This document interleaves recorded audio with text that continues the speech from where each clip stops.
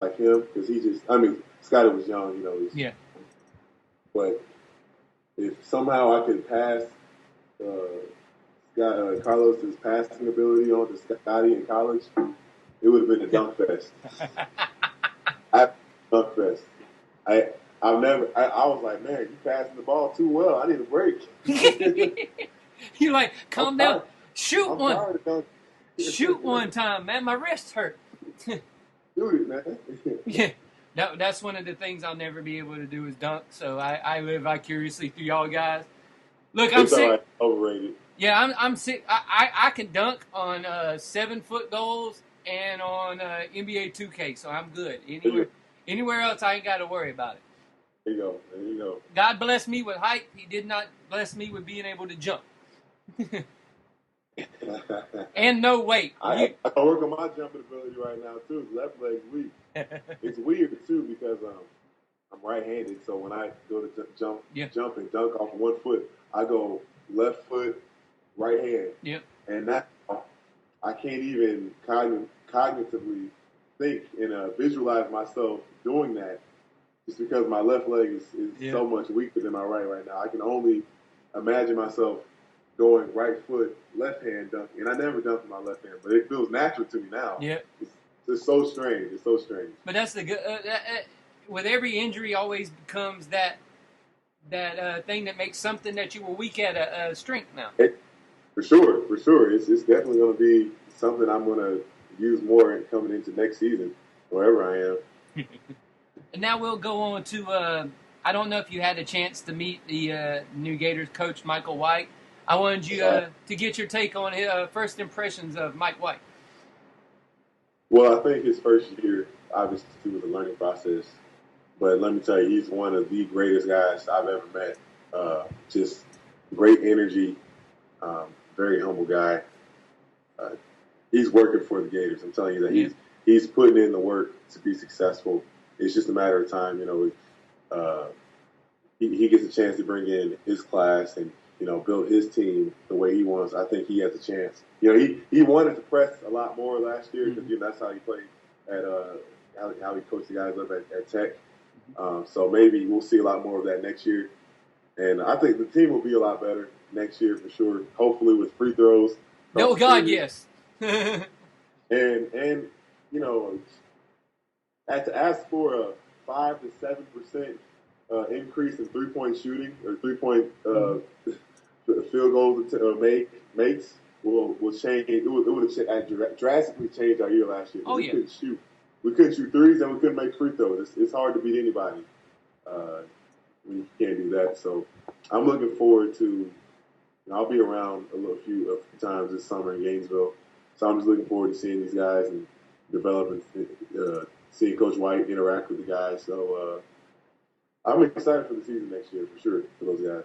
Yeah, I am too. I think they Jeremy Foley, who's done an amazing job just hiring coaches for the University of Florida. I think he went and found the guy that was closest to Billy that he could find and bring him in. He found the right guy.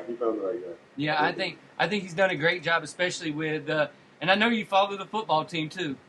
So he's done a phenomenal job. The McElwain hire was tremendous after year one. We won that SEC East. You can't complain about that. I thought legit we were going to lose like 7 games, and when we went on that stretch where we started the year off, I'm like, I'm good now. I'm like, we're bowl eligible after 6 games. I was like, let's stop right here and let's go with it. I still really feel terrible for, not to mention Will Greer. Oh man, it was that bad thing. To go through, you know, I don't know all the details within it, but I just know it's probably something very hard, very, very difficult to go through and deal with, especially when he was playing so well for us. Oh yeah. I just know he can bounce back, and wherever he's at, he can, you know, get back to that level that he was on, and you know. I think he went to West Virginia. Okay. Was where he went. So he's got to sit out the year and then that suspension, and then he'll be able to play ball. Okay. Speaking of quarterbacks, how about Jacoby Brissett? Oh my God! How about every old Florida quarterback going somewhere in the NFL draft. That's what killed me. Did Tyler Murphy get drafted too? Tyler got drafted. Tyler went as a wide receiver. Okay. And Brissett got drafted, and Driscoll got drafted as well. Where'd he go? I think he went to, I want to say San Francisco got him. I want to say. So he's got Blaine Gabbert there. So.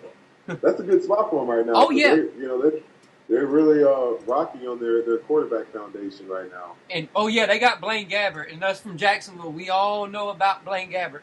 He played so well with San Francisco, though. Like, what's going on here? It's that curse of when people leave Jacksonville, they do well whenever they go somewhere else. Byron Leftwich has a ring. Brunell had one after he left Jacksonville. Yep. It was Bobby McCray got one after he left Jacksonville. It could keep on and on and on. We can name countless. It's a lot of guys that have rings that left Jacksonville. Oh yeah. I think we're going to be really, really good this year. As you saw from what I saw last year, our secondary has to, be a lot better. Just with who they picked up in the offseason, I in the draft, my jaw literally dropped to the floor whenever I seen our first 2-round picks. Jalen Ramsey, thank you for talking about needing microfracture surgery. Exactly. Or something. Thank you. How are you with us? and thank Dallas in both rounds for drafting Ezekiel Elliott and Jalen Smith. That way we can get Ramsey and Miles Jack. I'm good with it. I think we're the only team to score like an A+ in our draft. Yeah, we were very high on the draft boards, which we needed around here because the confidence level and everything, just Jaguar fans, we've had it pin up for 10 years. I'm like, give us something. Yeah, I really think we got a chance, though. Oh, we should be really good with that wide receiving core and Blake, and now we got Chris Ivory back there to help T.J. Yeldon run the ball. Oh. Let's just pray for health. Yes. That's the number one thing, especially going through an injury that I see. You can see how important a guy is to a team when you don't have him. Yep. That's how you see. That's what my agent said to me. He said you find a guy's value either when he can't play or when he can play and he's performing really well and helping you win. But when he can't play and you're losing and struggling, you see how valuable that guy is. And but it's football. It's football.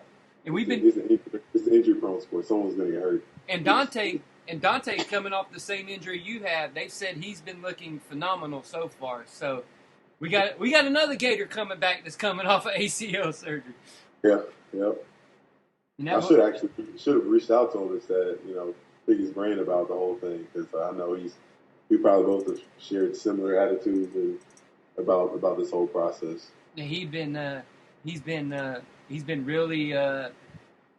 really focused and really confident on his coming back and what he's going to be able to do for the team going forward. Funny little story. My son won he was part of the Junior Jaguar Club. He won the draft party last year when Dante got picked. So he won a meet and greet with Dante. Well, then Dante, we're at his first practice, and we see him go down, and I'm like, oh, my goodness. So my son's like, what happened? And I was like, Dante's hurt. And he's like, oh, no. So a few practices later, they tell us that they're going to do the meet and greet. So my son writes him a get well soon note. And from that day on, I think him and Dante connect, and now him and Dante, every time they see each other, my son goes, how are you? And he's like, I'm good, man. And he says, I still have your son's card sitting in my locker. What? I knew you guys were Yeah, sorry about that. My friends just got here. Hey, everybody. You don't see me. Yeah. I see people. But yeah, my son gave him a card, and he still got it up in his locker. And he said every day I would come and look at it and know that I got to focus on where I need to go. Yeah, that's awesome. But all right, now we're going to talk about you got something coming up here in Jacksonville that a lot of people may be interested in. I'll let you go ahead and tell us since you got all the details on it. Yeah, I'm hosting my first golf tournament. Well, I'm not hosting. It's having my first golf tournament is benefiting Stop Children's Cancer. It'll be in Gainesville at Ironwood on August 6th. Shotgun is at 8:30. We'd love to have any and everyone to come. Only 100 spots, so it's going to be filling up fast. It's going to be a fun event. It's my first one, so just want to keep it simple and fun and light, and we'll see how it goes. Just I'll send information out on that soon and tweet it and Instagram it. But I can't wait to see you guys there and meet whoever's going to come. I'm just really excited. Thankful for being in a position where I can host this event. Well, yeah, it's for a good cause.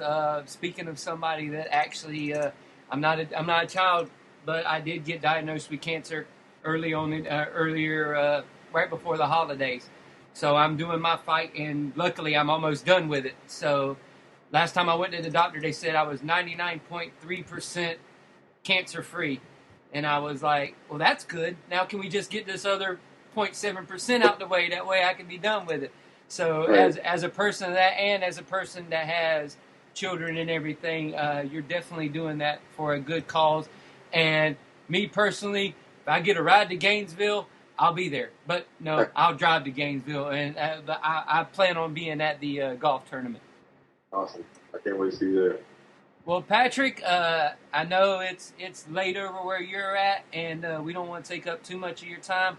I want to thank you for coming on, and thank you for being able to come on the show and talk to us about just how you're doing and how everything is going, man. I greatly appreciate it. No problem. Thanks for having me. And take a little peek at this championship ring. Oh, there it is. Yeah, that's pretty. Oh man, it looks completely different from what you get over here. Yeah. Yeah, I love it. That is cool, man. That is cool. And congratulations on all the success you're having over there as well. Thank you. I appreciate it. Hopefully we can keep it going. All right, man. No problem. Ladies and gentlemen, that was Patric Young. We're going to take a short break, and then we're going to come back with the NBA finals recap so far of what has went on. This is Kevin. It's over. Yeah, go ahead, Pat. Say what you need to say about the finals. It is over. People don't want to listen to me. I told them when Golden State won it. I said Cleveland ain't gonna win this series. Point blank, bar none. Doesn't have enough. Nope. If Iman Shumpert and J.R. Smith can't give him anything, it's a repeat of the finals last year. Yep. If you think about it, I was thinking about this earlier. Cleveland had a very similar run coming into the finals. Shumpert and J.R. Smith were playing very well, and then it got to the finals, and they both were non-existent. And as you can see, they're going through the same similar struggles. And Kevin Love's out again. Yep. And Kyrie Irving hasn't gave anything as well. Kyrie is a scoring point guard. That's it. He's not this guy. And plus, you have to play defense if you're going to beat Golden State. One thing they don't do in Cleveland, play defense. Not only play defense, you have to have that defensive mentality that as soon as you get a shot up, Golden State is pushing that thing so fast. It doesn't matter if you just hit a three. It doesn't matter if you had a crazy dunk and one, whatever. They get that ball and they're coming. Draymond Green's pushing it. Bogut will push it for a dribble or two and just get the fast break started. Yep. And plus, you got to find the shooters. So and just like I said, their bench is just ridiculous as well. The three guys on their bench, they could be starting.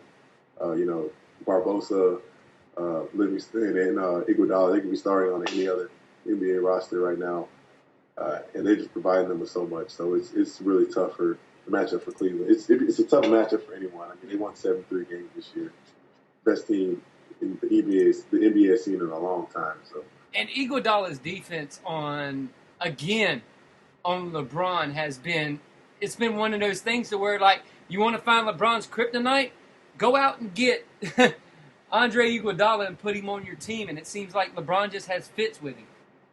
Well, I saw this quote Steve Kerr said about LeBron, talking about how LeBron doesn't really have a go-to move or something that can